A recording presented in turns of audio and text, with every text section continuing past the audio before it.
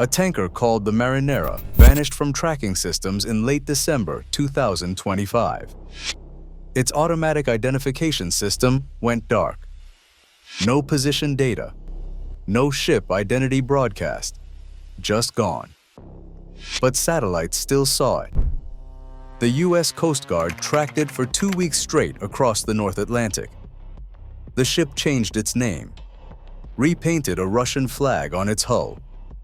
A Russian submarine even came to help escort it. None of it worked. On January 7th, Navy SEALs flew in by helicopter and seized the vessel between Iceland and Scotland. The Marinara was a ghost ship, one of dozens trying to smuggle Venezuelan oil past the U.S. Navy blockade. How do the U.S. Navy chase Venezuela's ghost ships across the Atlantic? Ghost ships do not actually disappear. They use technology to make themselves invisible to normal tracking. Every commercial vessel broadcasts its position through the automatic identification system. AIS tells other ships and coastal authorities where you are, what your name is, where you are going. It is designed for safety and transparency. But that openness creates vulnerability. AIS is not encrypted or authenticated. That means ships can falsify the signal. And Venezuelan oil tankers have gotten very good at it. When 16 tankers fled Venezuela in early January, they used every trick available. The tanker Aquila transmitted its identity as a completely different ship called Cape Balder. It spoofed GPS coordinates to make it appear like it was in the Andaman Sea, thousands of miles away. The Bertha operated under the fake name Ekta and claimed to be off Nigeria's coast. The Veronica 3 called itself DS Vector, also pretending to be near Nigeria. Vesna used the false name Priya. 12 tankers turned off their transponders completely. No signals, no tracking data. They went dark. But here's the problem with going dark. Satellites still see you. And the U.S. Navy uses multiple types of satellites working together. Synthetic aperture radar satellites use radio waves to image the Earth's surface. They penetrate clouds and darkness. Ships have large radar cross-sections, making them easy to detect even when they turn off AIS. SAR satellites can capture images regardless of light or weather conditions 24/7. Companies like ICIA operate the world's largest radar satellite constellation specifically to find dark vessels. Let me know what you think about all this so far in the comments. Then there's electro-optical satellites. These provide visual confirmation. High-resolution imagery shows deck layouts, vessel positioning, even what's painted on the hull. The company tankertrackers.com built a visual search engine using satellite imagery to identify thousands of tankers worldwide. Their analysts spot a tanker's location in a satellite photo, then compare that with where the ship's AIS signal claims it is. If there's a mismatch, the ship is spoofing. That's how they caught the skipper. Its AIS placed it over 500 nautical miles away, claiming to be off Guyana. Satellite imagery showed it was actually near Venezuela loading oil. The Navy knew exactly where it was. Radio frequency detection adds another layer.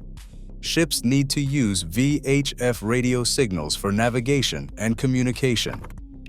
Even with AIS off, those signals can be detected and geolocated from space. Hawkeye 360 operates satellites that pick up marine radar emissions, VHF radio, satellite communications, and emergency beacons. That broader radio frequency range expands visibility to locate ships trying to hide. All this data gets combined through artificial intelligence. Maritime intelligence companies like Windward use AI algorithms to analyze vessel behavior. The software flags unusual patterns, stopping in the middle of the ocean for extended periods, and zigzagging. The AI is also predictive.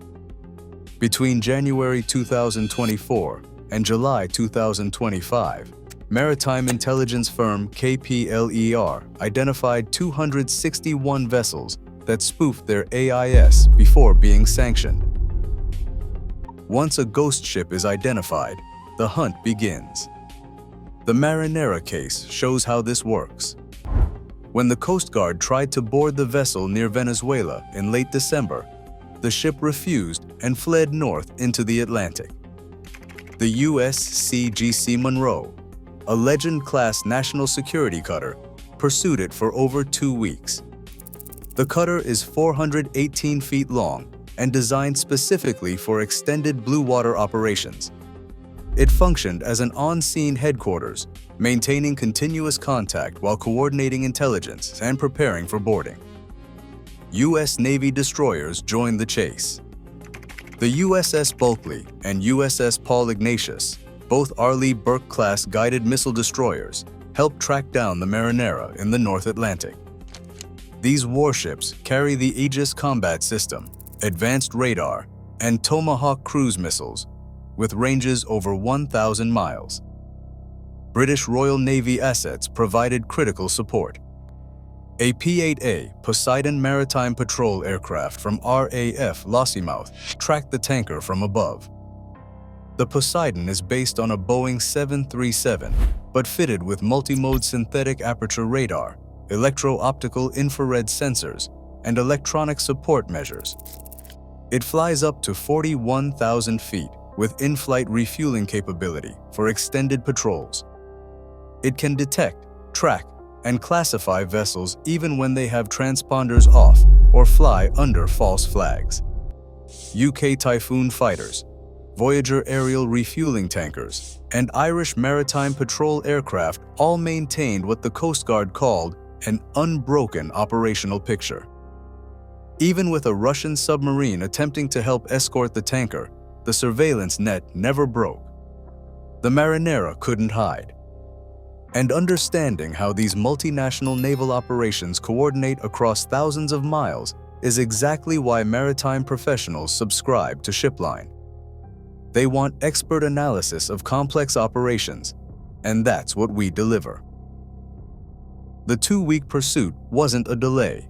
It was strategy. U.S. officials secured a federal court seizure warrant. They documented the tanker's evasive behavior for legal evidence. They waited for weather and sea conditions suitable for helicopter operations, and they managed escalation risks with Russian naval assets in the area. On January 7th, the helicopters came. Navy SEALs were flown in by the 160th Special Operations Aviation Regiment, the Night Stalkers. These are elite pilots trained for low-level night flying and adverse weather operations. They likely used MH-6 Little Bird helicopters. Little Birds are small, agile, and can land directly on tanker decks or insert operators by fast rope. The helicopters launched from the Coast Guard cutter. The 160th trains specifically for this type of maritime boarding operation.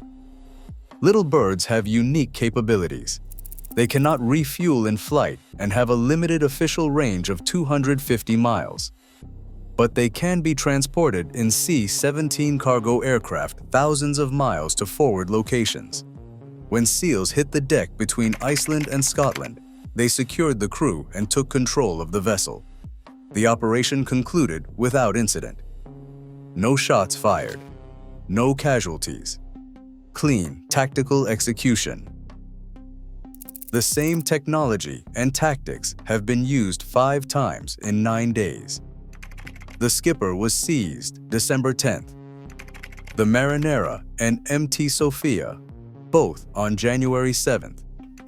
The Olena on January 9th in a pre-dawn operation. Marines and sailors launched from the USS Gerald R. Ford Carrier Strike Group and captured the tanker carrying 890,000 barrels of oil. But 11 tankers from the original 16 are still out there. At least 4 were heading east across the Atlantic, 5 traveling northeast through the Caribbean. one re-emerged off Colombia. So let me know what you guys think about all this in the comments and subscribe to Shipline.